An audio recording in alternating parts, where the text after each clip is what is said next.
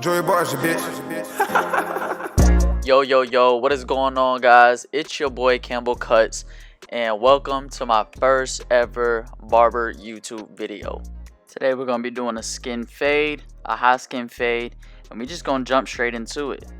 I get a lot of people hit me up on Instagram, a lot of people come into the shop and get a cut, and they suggest me do YouTube videos, and I get a lot of people that I used to go to barber school with that want to get better at cutting hair. So here I am recording this tutorial, giving the people what they want. And since I'm giving y'all what y'all want, it's only right for y'all to give back. All I ask you to do is click the like button, go down, comment in the comment section below, and subscribe and share this video with one person. That's it. That's all I want for Christmas. No Christmas miracle, nothing crazy like that. You ain't got to come out of no bread out your pocket. Just hit me with a little like, comment, subscribe, and then here we go. We can get into the YouTube tutorial. So as you can tell by the title of this video, today we're going to be discussing how to do a high skin fade. And usually for every single client, I'll start off by debulking.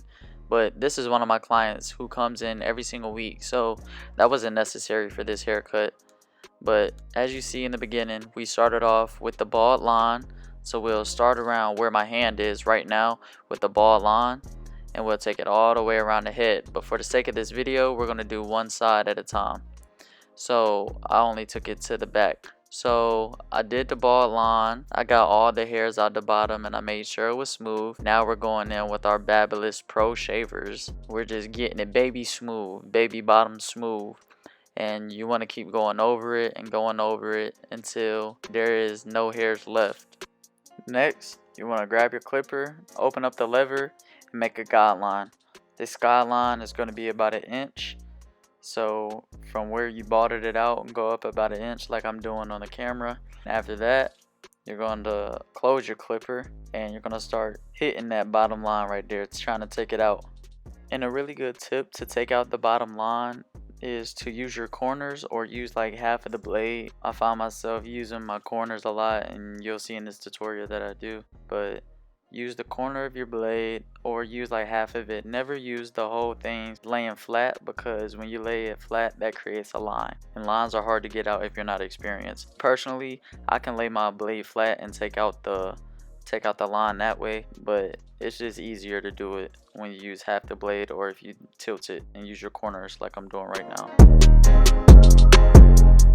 Now that you got the bottom part all cleaned up, the next step that you want to take is making another guideline. For this guideline, you're going to close your clipper and you're going to go up about 1 inch. And a quick tip, don't go up with your guideline and stop. You see me, I'm never really stopping. I'm kind of flicking out at the top, but don't ever go up and stop, because if you stop, then that'll make a harsh line. I used to do that when I first started cutting, and it would make it hard for me to take it out, especially because I wasn't experienced enough to do so. The next part of the fade is to use your 0 guard or your half guard. It's the same thing, but for the purple magnetic guards, there's a 0 on there instead of a 1.5. Anyways, you're just going to go in there with your 0. You're going to have it closed first. Then you're going to start attacking that bottom line just like you did with the first guideline that we made. And then you're going to open it up a little bit. And finally, you're going to open the clipper all the way up. Once you fully open the clipper, it should start to look blended. So you might just have to use your corners if you see some other spots, or go back if you miss something. But overall, the blend should start to get better and you should be able to see it. And right here you see me going in, attacking that parietal ridge with the number 2 guard open.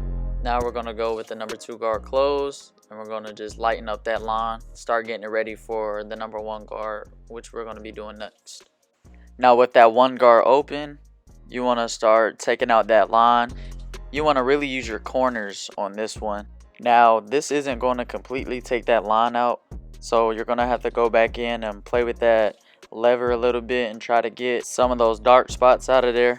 But once you keep working at it and you keep flicking that lever open and close, and you get out all them dark spots, then you should be on your way to a blurry fade.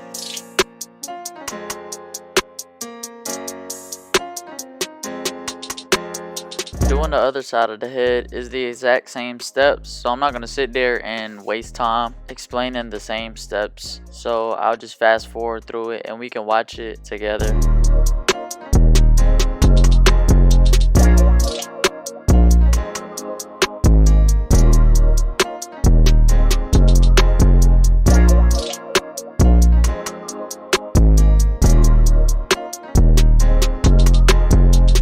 here comes the last part of the fade. This part is actually a very important part, and it's probably the easiest part to do as well.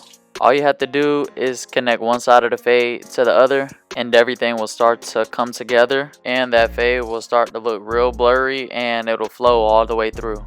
One tip I could always tell you to do, and it's probably the best tip for barbers, is to use your mirror. As you see right there, I pointed at a dark spot in the haircut, and I wouldn't be able to see it without looking in my mirror. So I'll look in the mirror, put my finger on the dark spot so I won't lose it, and then come back and fade it out.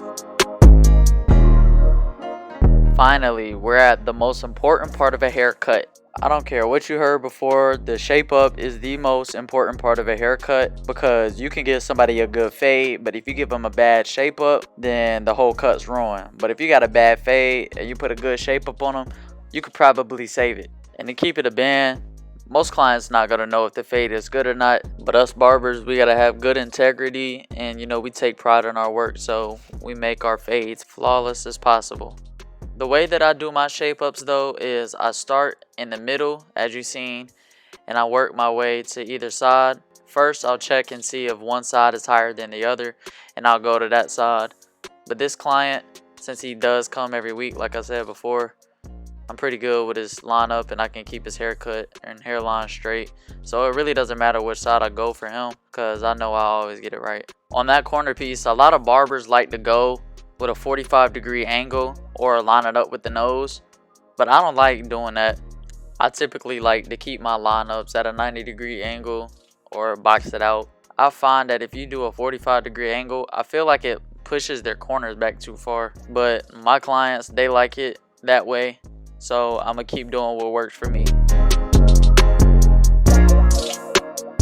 Next, you want to come in with your straight blade.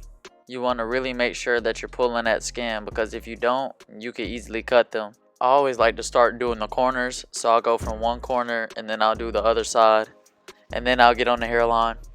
And yo, I'm sorry for these trash angles, yo. Like, this is my first YouTube video, and I've been having mad trouble trying to find the best angles to cut where you really can't see my arms or my shoulders or something like that. So shoot, if you know something that I don't know, shoot me a message or drop it in the comment section down below, cause yeah, I need some help with these angles, no cap. But you see right there, I'm doing a hairline, starting to look real sharp.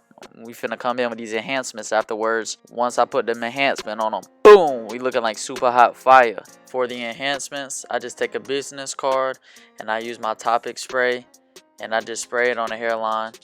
I usually use the air hose with the Kiss Express and mix it in with the alcohol and spray it on the hairline like that, and then I'll come with this.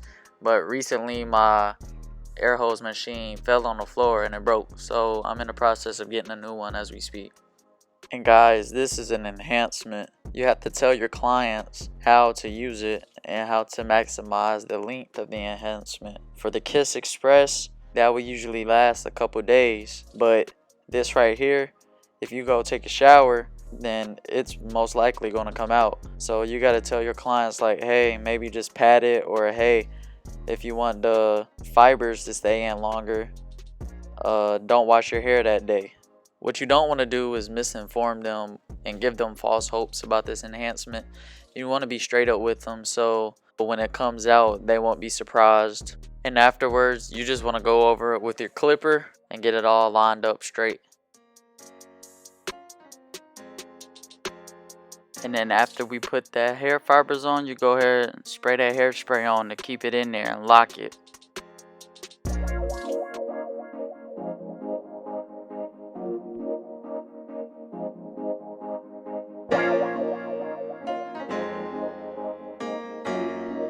Joey Bars, bitch. Man, y'all see the cut. Y'all already know how it gets. It's real crispy, real clean. Fade blurry as always. Line up crispy.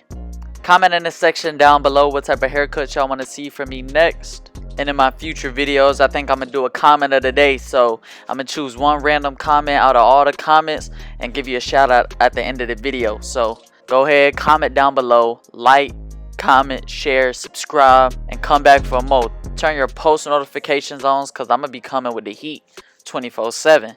Weekly uploads. Follow me on all social medias. It'll be in the description down below. and I appreciate y'all for watching my video.